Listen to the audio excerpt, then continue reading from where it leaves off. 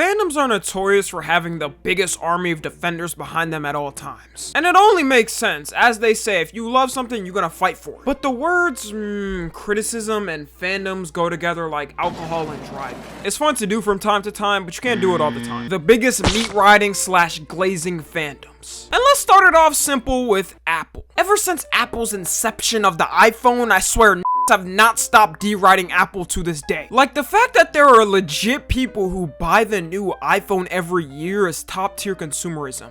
Well, you don't understand, Tommy. With the 15 Pro Max, I can officially use Wi-Fi 6E and Thread. What the f even is Wi-Fi 6E? Your work can't be so strenuous on your phone that you would ever need that. iPhones haven't been different every year ever since like 2020. I feel like if you still have the iPhone 12, which came out in 2020, you're good for another 4 years. As a matter of fact, if Apple didn't slow down every iPhone by about 10 decades when a new one comes out, I feel like I could still be chilling with an iPhone 8 Plus right now. Apple can just keep yanking from the iPhone and D-Riders will still buy the new one. First they took the headphone jack, then they took the charging cable that came with the iPhone, and it's funny how they really monopolized both of these. Like, now you need to get a dongle for headphones, and the cheapest official iPhone charger cable is $19. And this is $19 for a 1.5 foot cable, by the way. But I officially had to draw the line when the Apple Vision Pro came out. It's one thing dropping a band on an iPhone, 2 bands on a MacBook, but if you're out here spending $3,500 before taxes on the Vision Pro, you need a financial advisor immediately. This is straight up somebody's mortgage payment, maybe even 2 rent payments depending on where you live. Sure, it looks cool and the display is heavenly, but even walking around with it, I don't know, it just seems so dystopian. If you walk down the wrong alley, you're a free bag, and I don't even blame the thugs that are gonna rob you. But the main thing I'm confused on why you would get this is that you can't even game on it. You can use Apple Arcade games, but you can't actually play Steam VR games. Compared to something like the Meta Quest 3 that came out and is 6x less of the price, and you can actually see with it just like the Vision Pro and play games on it, I think I know which choice I'm going with. The one that won't bankrupt me. Oh my god, y'all Apple fanboys got me defending this lizard creature out of all things. I swear I'm not paid off. I don't know if that makes me look more innocent or more guilty. The next people we got is Kanye D-Riders. It seems like the more and more Kanye gets canceled, the more deeper his meat riders grip onto him. Even coming from a super ultra mega gripped Kanye D-Rider like me, I could look at something he says and be like, wait, that was a little wild at the least, right? But nah, the top glazers I've seen won't even admit something like that. Like, at the very least, we can all agree certain things he said on a certain day, on liking a certain person, is wrong, right? And Kanye D-Riders will swear to you that every product at Yeezy is absolute peak, buying every type of shoe, garment, and shoe pod thing. Honestly,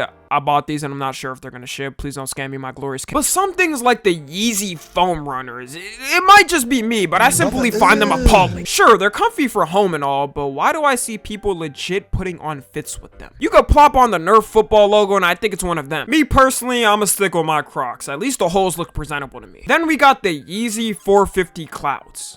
Who was buying these Venom symbiote ass shoes and matching it with a fit? You wear these while you're sleeping and the sole is gonna come alive at night and overtake your body. The alternative name people have come up for the shoe online is the Dumpling, and honestly, the resemblance is kinda uncanny. And Kanye fans will stay pressing people for not having him in their top 3s or top 5s. Like, if my friend doesn't have him in their top 3 or top 5, I'm not about to go and give him a thesis statement on how Kanye's the most influential rapper of all time, and not having him in top 3's a sin to all of rap. The effort I see from some of these fans, man, y'all would be amazing writers in Hollywood. And let's go right across the bridge to the next category, the Swifties. Before we go through with this, however, I have a statement prepared for such occasions.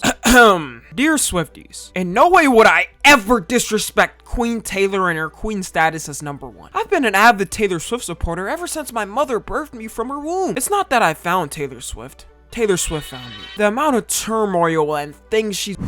Okay, are they gone? Safety is the #1 priority for me and my family, okay? We're not risking anything over here. The Swifties right now could make their own nation and have a thriving government. Their army would beat the likes of the USA, China, Russia, Japan, India, any nation really. I feel like out of all deriding fan bases, the Swifties are king right now and it's not even close. Like, I could insult Kanye, for example, and sure, some Kanye deriders will be in my comments, but I'll sweat to the bullets known if I post a tweet hating on Taylor Swift, my full name and address is getting leaked to the public. They're gonna find my parents' occupation and get them fired. They'll somehow find my cousins in Ethiopia's address and dox them. I don't know how they do it, man. They work faster than the FBI. And even looking at something like the Taylor Swift Eras movie, I don't think people realize how insane this is. I'm thinking to myself, this is an actual movie that she acted in and had a film crew on deck. Turns out that whole movie is a 3-hour recording of her concerts. And this made $261 million at the box office. That's more than a lot of blockbuster movies nowadays. I don't know about y'all, but I am not paying for a movie ticket to watch a concert in a movie theater that already happened. Even if I couldn't make it to the concert in person, I'm just not doing it, man. I'd rather look at some recordings from somebody's phone on TikTok or YouTube or something. And with this NFL,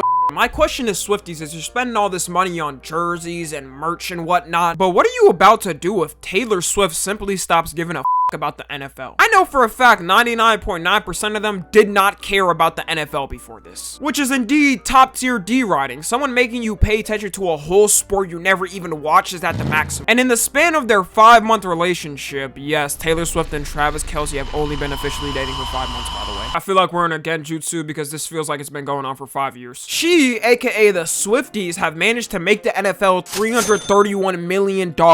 All for her showing up on the screen every 10 seconds to hit some emotes. Also, why does the demon come out of them when you insult her? Like, I've seen white girl BLM Emily who advocates for every cause and loves everyone, but let someone black hate on Taylor Swift, or the 1950s side comes out of them. They inherit their great-great-great-grandma's genes. They're gonna be slanging every type of slur at you like no tomorrow. I'm not saying this is the average Swiftie, but I've seen it a lot more than I should have. Next people we got is LeBron Glazers. Now, compared to everyone on this list, I feel like LeBron's is a little more tame, because most of the time it's just jokes and trolls and for giggles, but keywords most of the time. I think sprinkled in between the jokes is dead ass dudes serious about what they say. Like, some of y'all want that meat straight down your throat. Why am I seeing videos of dudes on TikTok rubbing a lotion on LeBron posters? This is straight up gayer than having gay sex. You might as well come out. And I've never even watched Cash Nasty, but all I know him is as the biggest LeBron derider in the entire world. This man has every one of his jerseys from every year. I'm pretty sure LeBron doesn't even have all of his jerseys. And sleeping in a bed with LeBron as the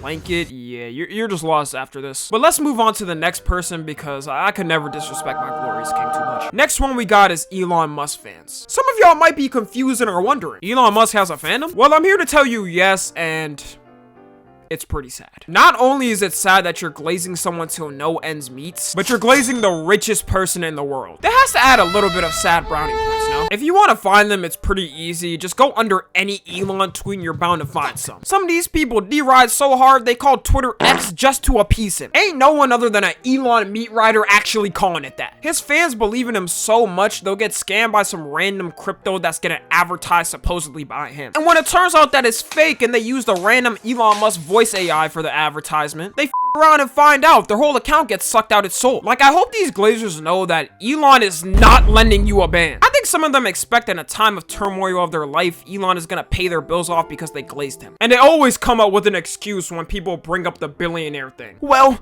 you've got to understand, he's not like the others. He's one of the good ones. Nothing good ever comes out of he's one of the good ones. My white friend's racist grandma told me that the other day. I don't even care to hate on people for being billionaires like that. You made your money. What am I gonna do? Cry about it? I gotta make some money too. But we all know there's exactly 0 ethical billionaires out there. And especially with Tesla, I wonder if these D-Riders even know how those batteries get made. That'll probably sheath off the godly image they have of him. And every time I go in a comment section of a clip of him explaining some basic science, I'll see people like, wow, he's such an anomaly to this world. What? How did he even think of that? Only Elon could. He could explain that 2 + 2 = 4 and his fans would be entertained. I mean, Elon is obviously a smart guy. You don't get to a $200 billion mark without knowing what you're doing. But I kid you not, every one of the clips I see of Elon explaining something, it's pure sucked to the max in the comments. And the last person we got is known by many names. Jordan Carter, Sir Cartier, gay bisexual twink vampire, Playboi Carti. I don't know how Carti does it to this day, but his relationship with his fans kind of reminds me of a toxic relationship where he's the one always doing the most trash things to his girl, but she keeps running back to him so he doesn't leave. I really be thinking, how much abuse can you Carti stans take before it's enough? Like, why do I see grown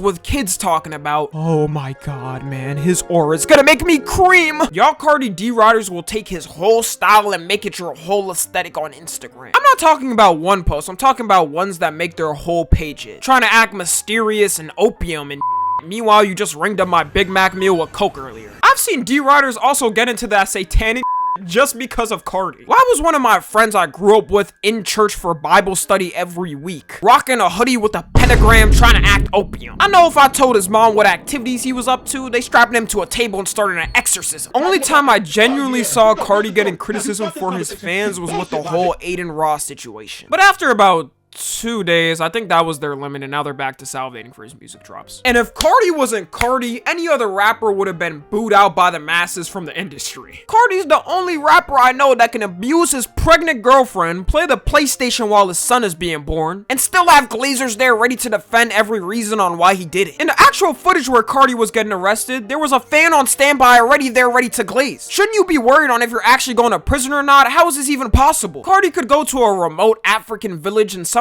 would somehow find him and get ready to glaze. I think they're dead-ass NPCs spawned in the world just to do that specific action. I've never seen it so bad that they're selling things from his music video just to get a smidgen of his aura. They're selling the lollipop from his music video, the grass from his music video. How do you even prove these things? Do you taste it and go like, oh yeah, this is definitely my glorious Jordan Terrell Carter saliva glands. Last thing I have to say is, I don't care what any of his stans say, MJ did opium first. Follow me on Twitter, Instagram, and TikTok. As always, I love you guys consensually. And until next time, I'm out.